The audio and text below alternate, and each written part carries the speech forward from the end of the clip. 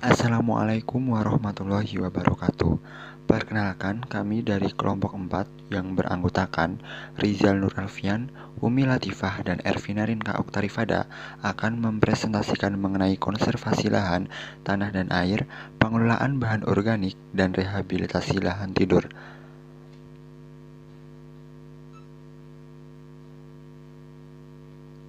Yang pertama yaitu ada konservasi lingkungan lahan dan air. Pengertian dari konservasi lahan sendiri yaitu merupakan usaha yang dilakukan untuk meningkatkan produktivitas tanah. Nah, pada umumnya konservasi tanah dimaksudkan untuk melindungi tanah dari curah langsung air hujan, meningkatkan kapasitas infiltrasi tanah, mengurangi limpasan permukaan, serta meningkatkan stabilitas agregat tanah. Kemudian, konservasi air sendiri didefinisikan sebagai suatu tindakan yang diperlukan untuk melestarikan sumber daya air. Konservasi air pada prinsipnya yaitu penggunaan air yang jatuh ke tanah seefisien mungkin dan pengaturan waktu aliran yang tepat sehingga tidak terjadi banjir yang merusak pada musim hujan dan dapat cukup air pada musim kemarau. Konservasi air dapat dilakukan dengan dua cara, yaitu ada meningkatkan pemanfaatan dua komponen hidrologi, yakni air permukaan dan air tanah, kemudian peningkatan efisiensi pemakaian air irigasi.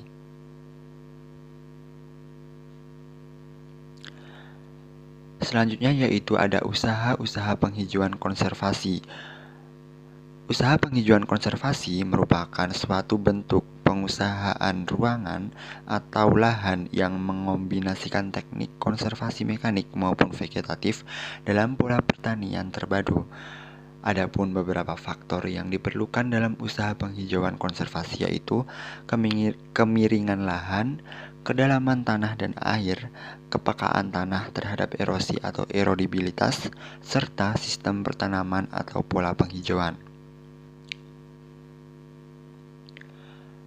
Kemudian selanjutnya ada penetapan teknik konservasi. Nah, penetapan teknik konservasi secara mekanik yang diterapkan berdasarkan kemiringan lahan, kedalaman tanah, dan kepekaan tanah akan erosi. Pada dasarnya terjadi dua tipe utama teras, yaitu teras bangku dan teras gulut. Yang pertama yaitu ada teras bangku.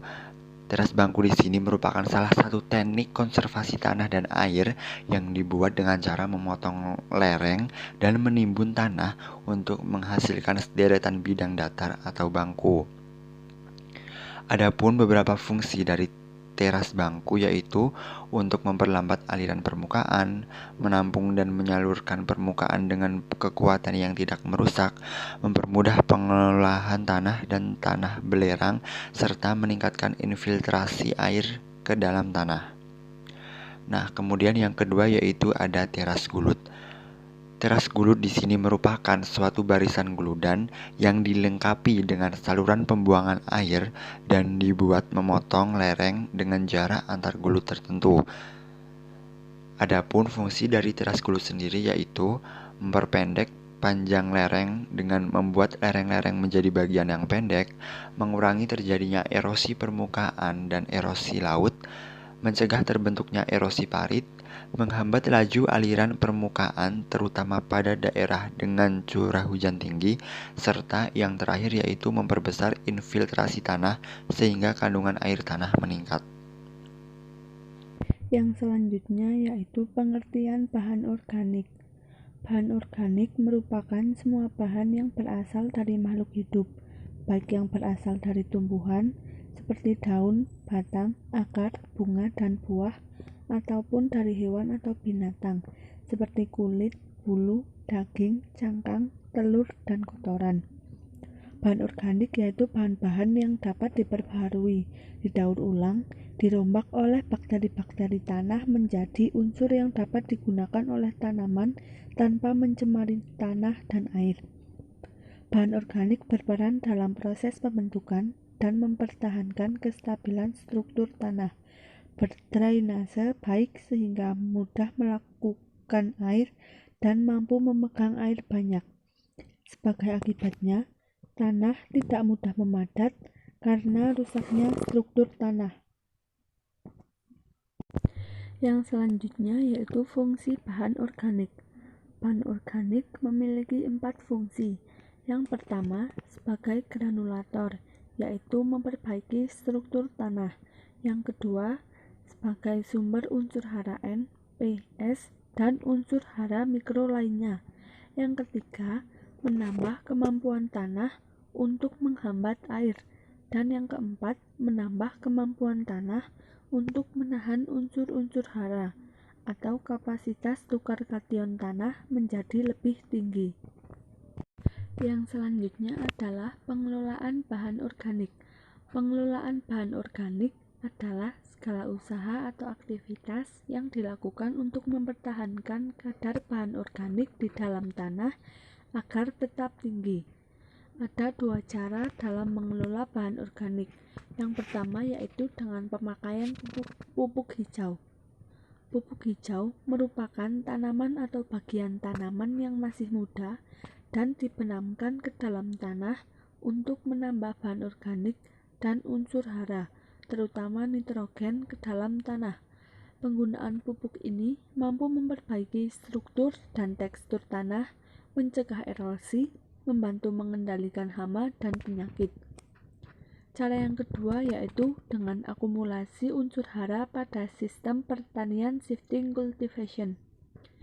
Sistem pertanian shifting cultivation yaitu sistem pembukaan lahan di daerah yang belum pernah dijamah.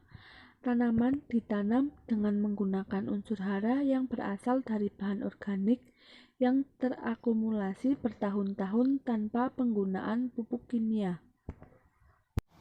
Kemudian yang berikutnya adalah rehabilitasi lahan tidur. Kerusakan lahan atau yang biasa disebut dengan degradasi lahan, ini banyak terjadi pada lahan yang kering, terutama di bagian yang ditanami tanaman pangan dan milik perkebunan rakyat. Degradasi lahan ini terjadi karena lahan sering terbuka oleh pekerjaan pengolahan tanah dan penyiangan bersih sehingga tanah itu mudah tererosi. Pengusahaan lahan tandus menjadi lahan pertanian tidaklah ekonomis karena produktivitasnya yang demikian rendah. Oleh karena itu, usaha rehabilitasi lahan tidur belum banyak dilakukan, padahal arealnya ini terus-menerus meningkat. Dengan makin bertambahnya penduduk daerah aliran sungai, ini perlu dilakukan usaha rehabilitasi lahan, yaitu pemulihan produktivitas lahan tandus agar dapat berproduktivitas kembali. Kemudian, cara-cara rehabilitasi lahan tidur. Yang pertama dapat menggunakan tanaman penutup tanah.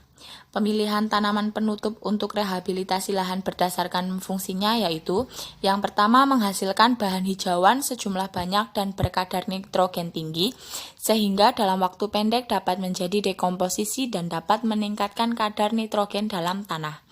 Kedua, meningkatkan aktivitas biologi tanah yang dapat memperbaiki struktur aerasi tanah. Yang ketiga, melindungi tanah dari daya rusak air hujan yang menimbulkan erosi.